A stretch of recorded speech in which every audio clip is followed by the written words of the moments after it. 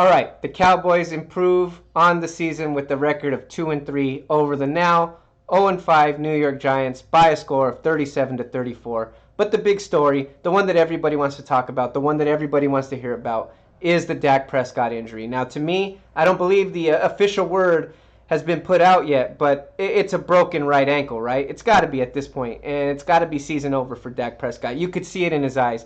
I mean, I don't think any injury in my history of watching the Dallas Cowboys, which is well over 25 years, I don't think any injury has ever hit me that hard personally watching a football player. I mean, seeing Dak's eyes, I mean, it's like he knew it.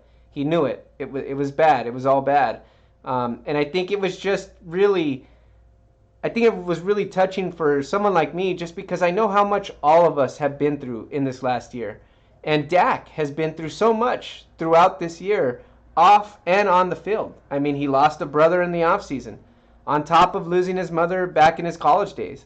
And I think he spoke out right before the season regarding mental health. I mean, he's been through a lot. And just think about all the ups and downs, the roller coaster ride that has been the 2020 NFL season on the field. I mean, the dude's been through a lot. And I can honestly say I've never felt so bad for a football player. And this coming from a player that's seen Michael Irvin go down in Philadelphia. I mean, that wrecked me for a while. Seeing Tony Romo late in his career take those hits, it really hurt to watch, but nothing hit me as hard as this Dak Prescott injury because I feel like, this is really, really messed up for Dak. I mean, the dude is playing on the franchise tag. He should have had that long-term deal. He should have had that guaranteed money going forward. But it didn't get done. And the dude's just done whatever they've asked him to do. And, he still doesn't have that guaranteed money. So I really hope Jerry and Steven take care of Dak going forward. I don't think anybody at this point can argue Dak Prescott deserves it. Yeah, you know what? He's a good quarterback, top-tier quarterback, but he's a top-tier guy. And you got to take care of him. And I think that's why everybody at this point is feeling for Dak Prescott. Even the enemies. It was really touching just to see Jason Garrett from the other sideline, go over to the field where Dak was sitting down and just the concern on his face and his eyes. Giants players from around the league tweeting. I mean, players, coaches, fans. I think you really saw how much respect everybody has for Dak Prescott as a player, and I think that's what made it hurt. Wow, here's a Dallas Cowboy that basically means so much not just to the Cowboys but to the league. I mean, I think that's what hit me.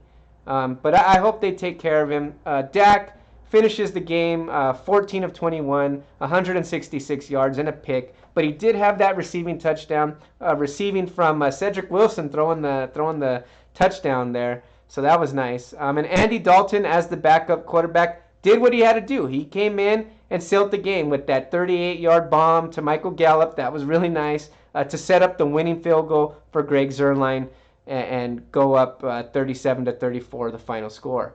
Ezekiel Elliott, it was nice to see these offensive coaches for the Dallas Cowboys not forget they have a player the caliber of Ezekiel Elliott. 20 carries, I believe, over 90 yards, I think over 4.6 average or so, 2 touchdowns. Big touchdowns just 2 plays after Dak going down. I think that was big for Zeke. I think he wanted to get that one for his boy, and he did.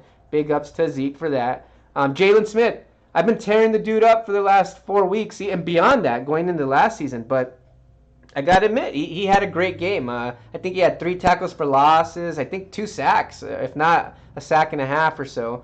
But he was all around the ball. He was getting to the outside, going sideline to sideline. He stopped a lot of those screens on the outside. I mean, he was sniffing those out. I mean, wherever the ball was going, Jalen Smith was there. And so I got to say, I've been tearing the dude up, but he had a good game here in Week 5 against the Giants. As far as the other side, for the Giants, Daniel Jones goes 20 of 33, 222 yards, no interceptions, no picks. But he did give you one. He did give the Cowboys one. DeMarcus Lawrence, man, he was pressuring a lot earlier in that game, and he got the sack fumble on Danny Dimes, and Anthony Brown, who was returning from an injury, good to see him back, scoops it up, scores the touchdown. Good to see the Cowboys score on defense. I mean, And they needed that score to win. Just look at the final score. They needed that score to win. That is what the Cowboys defense needs to do to keep winning. And this was against the New York Giants, who, let's face it, for the most part this season have been offensively challenged. And we needed that. So we're going to need even more against the more explosive teams in this league. So hopefully that's just a sign of more to come. As far as the Giants go, Darius Slayton, man, he looks like a player there. At wide receiver, you can tell Daniel Jones is growing confidence in Darius Slayton. I seen him in the season opener against the Pittsburgh Steelers, and I think he had over 100 yards in that game. And I know he had to have over 100 yards in this game. I mean, the dude was all over the place. Like I said, Daniel Jones, even late in that game, was looking for Darius Slayton. That's his boy. That's the guy. That's his new safety blanket. You can tell he wants to go there. And Slayton was making a lot of moves early on in that game against the Cowboys secondary. So that's another player with the arrow pointing up in the NFC East. Devonta Freeman, he had a big game early on. You know, I think the numbers don't look too big at the end. 17 carries for 60 yards and a touchdown. But they kind of went away from Freeman as the game got out of hand for the New York Giants. But early on in that game, I mean, there were some big running lanes. He was taking advantage of them. I mean, Freeman looked like he was doing his thing. He looked explosive, looked like a young player. You could not tell this was the old vet out there. He looked good. Mistakes. Cowboys have to clean up the mistakes, just like the Giants have to clean up the mistakes. You know, Danny Dimes cannot continue to give you one like he did. And look, that was the difference in this game. So Cowboys, they almost gave up the game. The Giants went up late because the center to quarterback exchange wasn't clean. But you can't blame that. I can't imagine that Dalton and Biotish have had a lot of reps, taking that ball from under center. So they fumbled the snap, gave the ball to the Giants, I think on the 17-yard line of the Cowboys. They went up late in that game, and they almost gave that thing up. So again, two struggling teams that are prone to mistakes. They made those same mistakes again. I think the Cowboys just have a more explosive offense, and in the end, they were the team with the ball in their hands at the end of the game, and the Cowboys were able to stop the Giants on late in the game. And I think that's just the difference. That's just the difference. I think this Cowboys offense is just a little bit better than any other unit on the field today, and that's why the Cowboys win. But again, the big news is the Dak Prescott injury.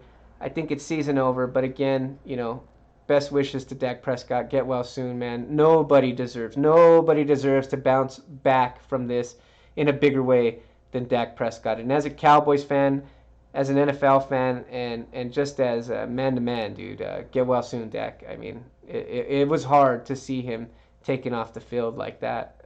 And I think that's going to be the big takeaway from this game, not the win. The Cowboys are 2-3, leading a pathetic NFC East at this point. The Giants are still in it. The Washington football team thinks they're still in it because they're changing quarterbacks right now. They had Kyle Allen out there, so they still think they have a chance at this division. The Philadelphia Eagles have been playing a little bit better as of late. They think they have a chance at it. So this is anybody's division right now, for as bad as it is. But I think, like I said, the biggest takeaway isn't even going to be that race for the NFC East after Week 5. It's going to be, how does the Dak Prescott injury now affect the NFC East race going forward? How effective is Andy Dalton going to be? I'm glad that we do at least have a veteran quarterback like Andy Dalton there. Because at least I know he's got a team to the playoffs. He's won some games. He made the big play, like I said, the 38-yard pass to Gallup late in the game to set up the winning field goal. So again, it's just so many question marks now, especially with Dak going down. But in the end, good news, they pulled this one out for Dak. I'm glad that they pulled this one out for Dak. The Cowboys over the New York Giants by a score of 37-34. And now the question remains, there's only two ways the Cowboys can go from this Dak Prescott injury. They can fold it up and say, hey, Dak was our leader. We lost him, and, we were already struggling. Now we got no chance, and we can go down from this. Or they can see their leader go down. He could become a martyr of sorts, play motivated. Let's do it for their boy. Let's win the East for Dak Prescott. Let's get this mission. Let's get this job done for Dak. And I certainly hope this Cowboys coaching staff, these players, and even these fans are geared for the latter choice.